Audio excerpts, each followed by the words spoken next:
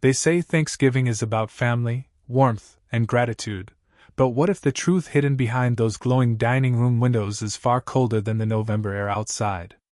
Before I continue, make sure to subscribe because this story will shake your heart and remind you of what family should really mean. On this Thanksgiving day, laughter filled the house, the smell of turkey and stuffing drifted through the rooms, and the clinking of silverware rang across the table. But while everyone was eating, celebrating, and talking about blessings, one boy stood outside shivering, his small hands tucked into the sleeves of an old sweater, his face pressed to the frosty glass. That boy was my grandson, and the sight of him standing alone in the cold while the rest of the family ignored him is burned into my memory forever.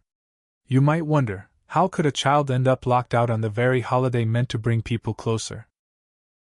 How could anyone with a beating heart look at his trembling lips and red cheeks and not run to open the door?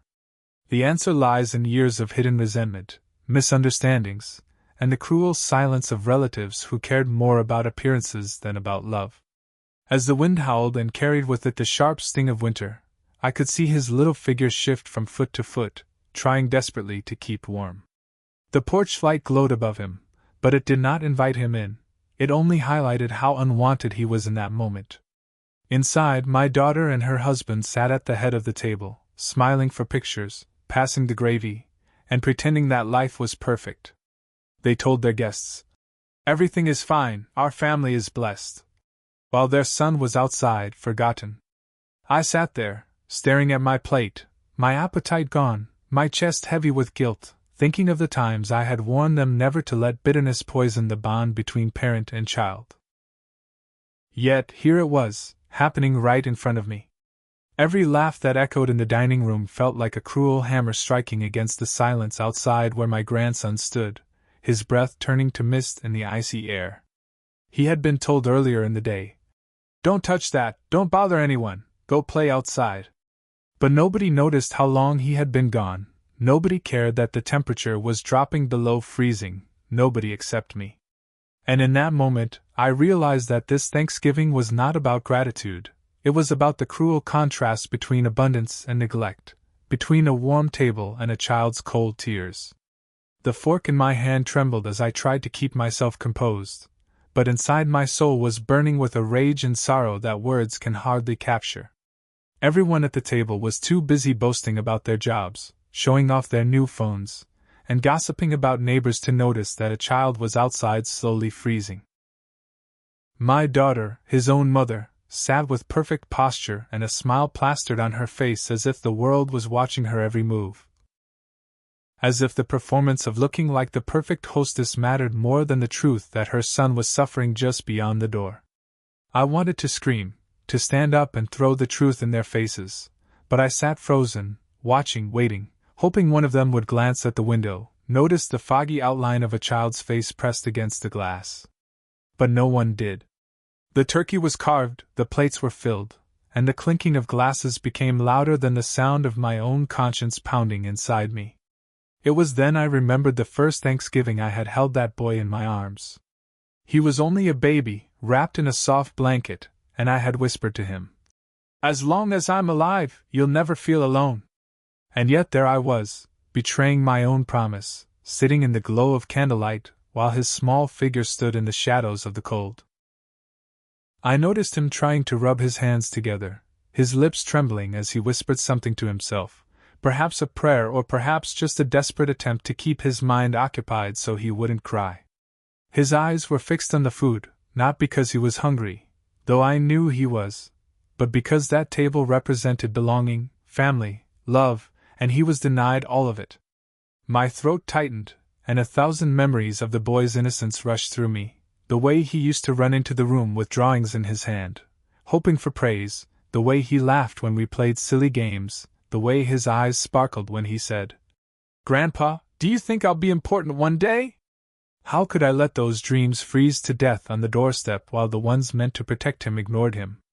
I wanted to tell everyone to stop eating, to look outside, to see the truth staring back at them from the cold night, but I hesitated. Why? Because I knew what they would say. They would call me dramatic, tell me he was fine, tell me to stop ruining the mood. But what mood is there to protect when a child's soul is breaking apart? At that moment, I felt smaller than I had ever felt in my life, torn between loyalty to family and loyalty to the truth. And then I realized something profound: silence is the greatest betrayal. By staying seated, by keeping quiet, I was becoming like them. And that thought was more suffocating than the icy air that clung to my grandson's tiny body outside. I pushed my chair back ever so slightly, the scrape of the wooden leg against the floor drowned out by laughter and the clatter of dishes. My heart was pounding, every beat echoing like a drum of guilt inside my chest. My eyes flicked once more toward the frosted window, and there he was still, my grandson, shivering, his small frame curled inward as if trying to make himself invisible from the cruelty of the world. The snow had begun to drift gently from the sky, tiny flakes catching in his hair, dusting his shoulders like icy feathers. Inside, the fire crackled in the hearth, warm and inviting, but what use is a fire if it burns only for the selfish and ignores the innocent? I watched my daughter lean over to refill her wine glass, her voice rising in laughter at some shallow joke told by her husband. And in that laughter, I heard the echo of everything that had gone wrong in our family: pride, arrogance, vanity, poisons that had spread so slowly over the years that none of them realized they were rotten inside. My grandson shifted on the porch, stomping his feet lightly to keep the feeling in them, but the thin soles of his shoes were no match for the frozen ground. His face turned toward the door, hopeful for even a second that someone might open it, that someone inside might still see him as worthy of love. That expression broke me. I remembered when his parents first started treating him like a burden. They said he was too noisy, too clumsy, always in the way. They forgot that children are not inconveniences. They are blessings. I remembered the day they told him, "You're lucky we even put up with you." He had run to me, tears soaking my shirt as I held him close, and I told him, "Never believe them, you are worth everything." And now, here he was, outside in the freezing dark, the words of rejection made flesh, shivering while the family feasted. I could almost hear his stomach growling through the glass, and with every passing moment, my shame deepened. I realized that if I did not act, the boy might never forgive the world, might never trust love again. Because what do children learn when they are cast aside? They learn that love is conditional, that family is a mask, that holidays are about everyone except them. I felt my jaw tighten, my hand gripping the edge of the table until my knuckles turned white. Enough. Enough of the pretense, enough of the lies, enough of sitting still while my grandson's spirit was being broken outside that door. The decision rose inside me like a storm. If no one else would stand for him, then I would. Even if it meant shattering the illusion of a perfect Thanksgiving. Even if it meant turning my family against me. Because sometimes the only way to save a child is to risk everything. I pushed my chair back further this time, the legs scraping so loudly against the wooden floor that the laughter around the table faltered. My daughter shot me a glance, her brows furrowed as if I had interrupted the perfect flow of her evening, but I didn't care anymore. My heart was pounding, each beat shouting at me to do what was right. Without saying a word, I walked toward the front door, the warmth of the room clinging to my back like a desperate hand trying to pull me into complacency. As my fingers touched the cold brass handle, the sound of silverware striking plates faded into silence. I opened the door, and the cold air rushed in, biting my face, but more than that, it exposed the cruel truth sitting outside for everyone to see. There he was, my grandson, knees pulled tight to his chest, his little hands tucked under his arms, his lips trembling a pale shade of blue. The second the door opened, his wide, tear-brimmed eyes met mine, and in them, I saw both hope and disbelief. "Grandpa," he whispered, his voice so weak it cracked like thin ice. Behind me, I heard the murmur of voices, the beginning of excuses already spilling from my daughter's lips. "Dad, close the door, you'll let the cold in." But I ignored her. I bent down, wrapped my arms around that trembling child, and pulled him into my chest, feeling the shivers rattle through his bones. He was so light, too light, as if life itself had been drained from him over the weeks of neglect. I could smell the faint traces of cold air clinging to his clothes, the scent of loneliness that only children cast aside too long seem to carry. The moment I lifted him into my arms, the warmth of my body pressed against his frozen skin, and he sighed. A small, fragile sound that nearly broke me in half. "You don't belong out here," I whispered into his ear, my voice trembling. "You belong inside, where it's warm, where family should be."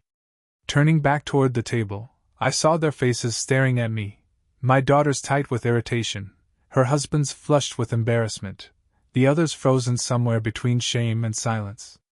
I carried the boy past them all, each step a strike against the false picture of love they painted with their wine glasses and laughter. I set him down near the fireplace, kneeling beside him as the flames danced, thawing his tiny hands. His eyes fluttered closed as he felt the warmth, a faint smile tugging at his lips for the first time that night. "He doesn't need charity," I said, my voice sharp and cutting through the heavy air of the room. "He needs family. And if you can't give him that, then you don't deserve to call yourselves one." My words landed like stones in the silence, and for a moment, no one spoke. My daughter's hand trembled around her glass, her husband avoided my eyes, the others shifted uncomfortably in their seats. It was the first time the truth had been spoken aloud, the first time the mirror of their cruelty had been held up for them to see. I knew then that this was no longer just about Thanksgiving dinner. It was about what kind of legacy we leave for the children we raise. Would they remember warmth, or would they remember being left in the cold? The answer, I realized, depended entirely on whether I stood my ground in that moment, or let them continue their charade. And so, I sat beside my grandson, stroking his cold hair, daring anyone at that table to try and take him away again. The firelight flickered against the boy's pale skin, painting him in shades of gold as his trembling slowly eased, his small body finally succumbing to the warmth and safety of my arms.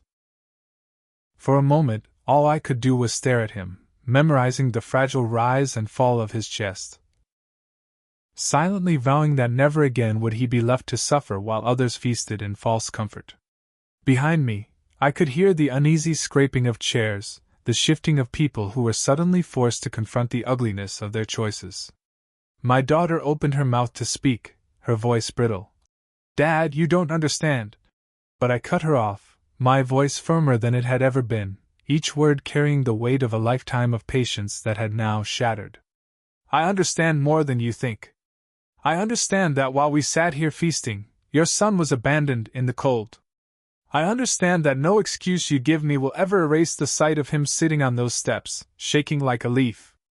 And I understand this. Family isn't proven by blood, it's proven by love, and tonight you failed that test." Her lips quivered, tears welling up in her eyes, but I did not soften. Too many chances had been given already, too many warnings ignored. Her husband tried to speak, fumbling for words about discipline and teaching responsibility. But I silenced him with a glare so fierce it left him pale. "A child doesn't learn love through punishment," I spat, my voice cutting like glass. "He learns it through being cherished. And if you think abandoning him on a holiday teaches him anything other than pain, then you are unfit to raise him."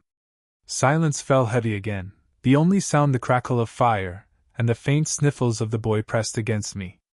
Slowly, one by one, heads bowed at the table.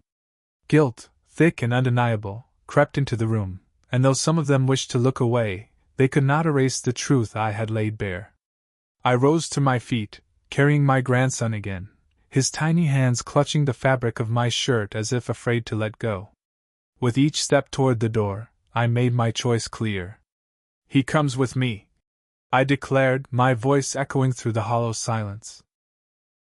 "If you can't find it in your hearts to care for your own child, then I will.